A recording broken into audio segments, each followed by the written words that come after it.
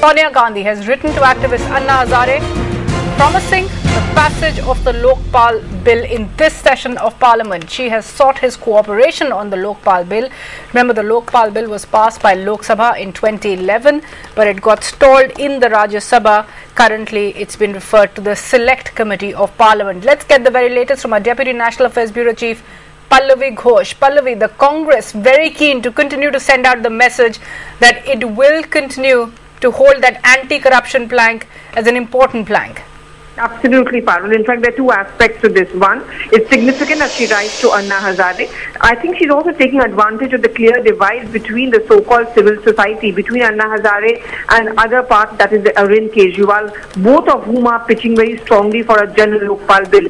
So that's one point which certainly is being highlighted. That's the politics which is being played out here.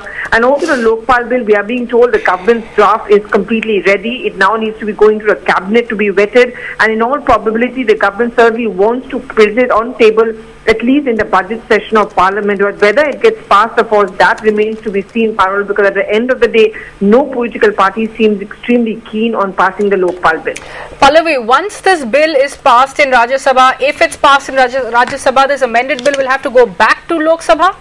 Well, that's the procedure, because the changes which have been taking place and the suggestions which have been put forward by the Select Committee, in a sense, will also have to be approved by the other house. So that which remains to be seen, how the Select Committee's recommendations, are they accepted in total? The government does have a little bit of prerogative in that sense, but we are being told that most of the recommendations which have been made by the Select Committee are expected to be accepted by the government, and that's which is the one which is going to be approved by the cabinet whenever it comes up in the cabinet agenda.